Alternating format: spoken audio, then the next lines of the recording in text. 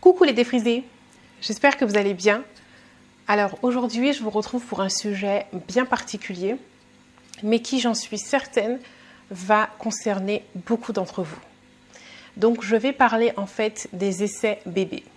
Donc même si tu as déjà des enfants, je sais que cette vidéo va t'intéresser. Si tu n'en as pas, ça va t'intéresser aussi. Pourquoi ? Parce que ce que je vais t'expliquer, tu vas te rendre compte qu'il y a des gens autour de toi qui sont concernés par ça, que tu ne t'en doutais même pas. Donc grâce à cette vidéo, tu sauras qu'il y a certaines choses qu'il ne faut pas dire.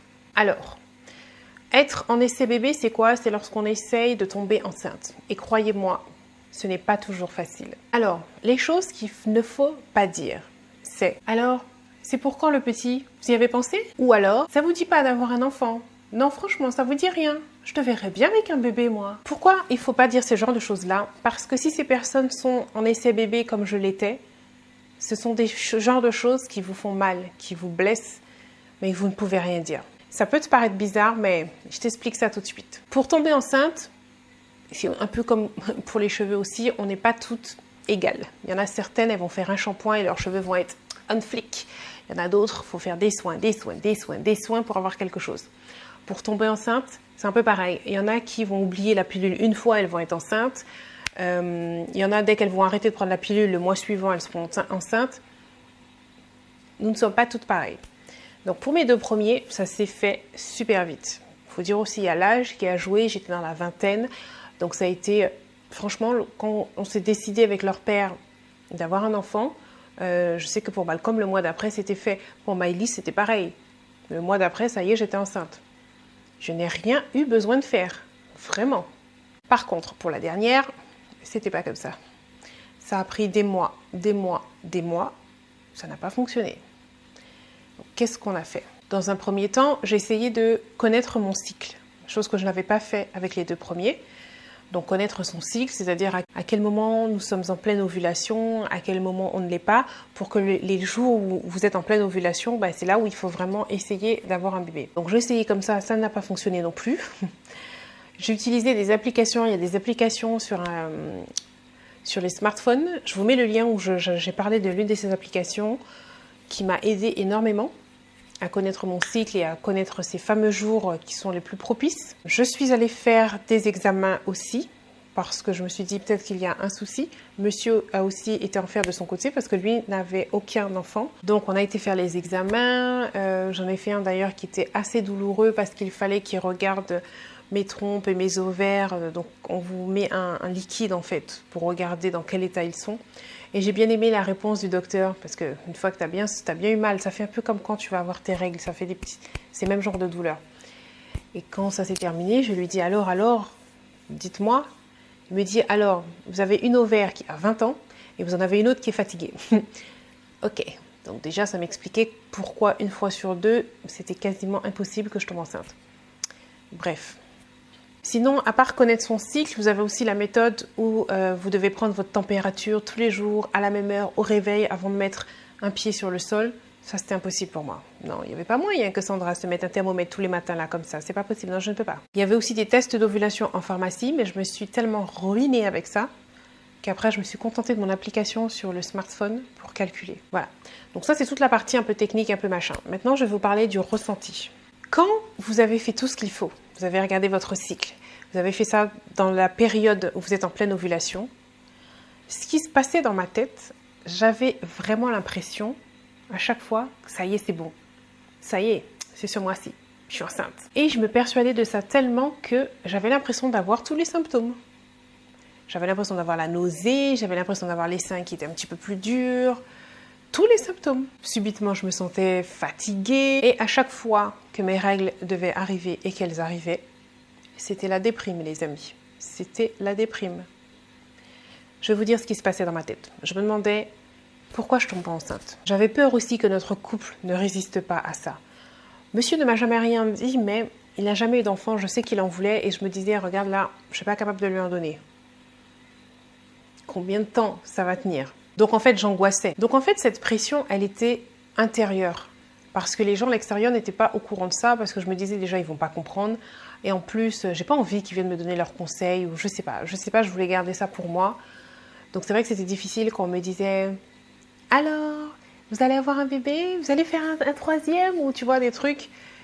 Tu ne sais pas quoi répondre. Tu ne sais pas quoi répondre quand on te dit ça et ça te fait mal parce que la personne ne se doute pas une seule seconde que ça fait des mois et des mois qu'on essaye. Et ce qui te fait mal, c'est quand autour de toi, il y a des gens qui, elles y arrivent, elles sont toutes contentes, tes copines, de t'appeler « Je suis enceinte, machin et tout ». Ça fait mal. Ça me faisait tellement mal que ça m'est arrivé des fois, lorsque je voyais mes règles arriver, de pleurer. Vraiment. Donc j'ai acheté beaucoup de tests d'ovulation parce que bien sûr, si par exemple mon application me dit que mes règles vont arriver le 4 par exemple, on est le 4, il n'y a rien, j'ai pas eu mal au ventre, alors là, je suis persuadée, je suis enceinte. Je me dis, je vais attendre une semaine avant d'acheter un test. Menti ça, c'est pas vrai, j'arrive pas à attendre une semaine. Le 5 matin, je suis dans la pharmacie pour acheter un test. D'après moi, je l'achète là, mais je vais le faire dans 2 jours. C'est pas vrai. Le 6 matin, je fais le test.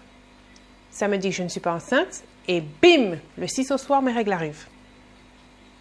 Voilà comment je gaspillais mon argent à acheter des tests à chaque fois. À chaque fois. Il y a même des fois où je faisais des tests et j'en parlais pas à monsieur. Parce que vers la fin, il pétait un câble, lui. À me vouloir acheter des tests tout le temps, il ne comprenait pas. Tellement que je vous dis que je gardais ça pour moi, cette pression, ce stress, que même des fois, monsieur n'était pas au courant. Moi, ça m'embêtait. J'ai fait des examens. Il a été faire aussi des examens. Parce que je me suis dit, comme lui, il n'en a pas eu. Parce qu'au début, il s'inquiétait aussi. Parce qu'il me disait que pour lui, le problème ne vient pas de moi, puisque j'ai déjà 2 enfants. Mais comme lui, il n'en a pas, il pensait que peut-être il était stérile. Donc, il a été faire des tests et pas du tout. On lui a dit que non, tout va bien. Donc après, la pression est sur moi.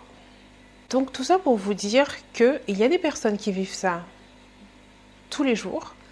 Et si toi qui regardes cette vidéo, tu es dans cette situation, ne baisse pas les bras. Ne désespère pas, parce que je vais te dire quelque chose. Lorsque j'en ai eu assez d'être déprimée, d'être déçue tous les mois, de compter les jours, de voir que rien n'arrive, je me suis dit que je vais faire une pause. Je vais faire une pause, j'en avais besoin, j'étais à bout.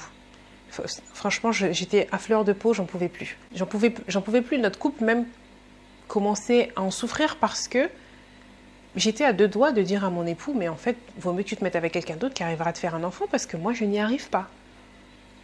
Je sais que ça peut paraître bête, mais je vous assure, c'est ce que je pensais. Et quand j'ai décidé de faire une pause, on s'est dit, avec mon époux, on arrête, on ne regarde plus de date d'ovulation, l'application, je ne l'ouvre plus, on ne regarde plus ça, on vit normalement et on se donne 4 mois comme ça. J'ai arrêté, le mois d'après, je suis tombée enceinte.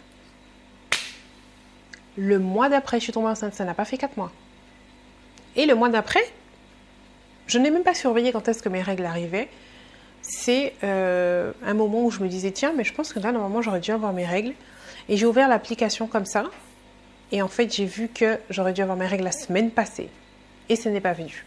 Je n'ai pas acheté de test. Parce que je me suis dit, on a parlé, on avait dit qu'on allait faire une pause, qu'on allait arrêter toutes ces histoires. Je n'ai rien fait. J'ai tenu comme ça 3-4 jours. Quand j'ai vu qu'il n'y a toujours rien, c'est là où je lui en ai parlé. Et il était content et c'est ça qui m'a fait sourire parce que il faisait comme si ça ne l'atteignait pas quand je lui disais oui, mes règles sont arrivées, j'y arrive pas, etc. Quand je lui expliquais ma tristesse, il faisait comme si c'était mais c'est pas grave, pourquoi tu te prends la tête? On va rester le mois prochain, etc. Mais là, quand je lui ai dit, Doudou, j'aurais dû avoir mes règles il y a 15 jours, c'est pas venu, j'ai pas mal au ventre et j'ai rien. Il était tout content, il m'a dit bon, on va attendre. Et on va faire le test dans 2 jours. C'est lui qui a été acheter le test. On l'a fait le lendemain. On n'a pas attendu 2 jours, mais j'ai pas dormi. Vous imaginez bien. J'attendais le lendemain matin avec impatience. J'ai fait le test et voilà. Bonne nouvelle. Donc tout ça pour vous dire que c'est au moment où vous allez vous y attendre le moins que ça va arriver. Enfin, moi, c'est ce que ça m'a fait. Donc, c'est tout pour cette vidéo. J'espère qu'elle vous a plu. Si vous avez des questions, n'hésitez pas en commentaire. Je vous dirai, je ne sais pas, par exemple, quel type d'examen j'ai fait. Enfin, des choses comme ça. N'hésitez pas, je vais vous répondre. Ce sera avec un grand plaisir parce que franchement, quand j'étais dans cette situation, si j'aurais pu tomber sur une vidéo comme ça m'aurait soulagée parce que j'avais vraiment l'impression que ça n'arrivait qu'à moi. J'avais l'impression que le monde entier pouvait faire des enfants, sauf moi. Donc du coup, je finissais même par me dire que mes ovaires il y avait peut-être une date de péremption et que c'est arrivé, que vu l'âge. Donc si vous le souhaitez aussi, je pourrais vous faire une vidéo pour vous expliquer ce que ça fait que d'attendre un enfant quand on a presque 40 ans, puisque lorsque je suis tombée enceinte et que j'ai accouché, j'avais 39 ans. Donc je pourrais vous expliquer ce que ça fait, les différents examens qu'on vous fait passer, comment vous vous sentez lorsque les gens vous regardent avec votre gros ventre et puis vos cheveux blancs, enfin tout ça, si ça vous intéresse, n'hésitez pas, c'est avec plaisir que je vous en parlerai, parce que ça aussi, c'est le genre de vidéo que j'aurais bien aimé tomber dessus lorsque je me posais toutes ces questions-là. Donc n'hésitez pas, je vous fais de gros bisous et puis je vous dis à la prochaine vidéo.